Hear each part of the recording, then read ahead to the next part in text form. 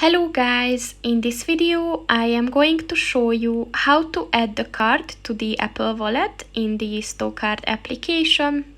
But first I just want to mention, don't forget to subscribe to my channel, because at 100,000 subscribers I am going to show you my whole YouTube revenue statistics and growth strategy, as well as how to make money online.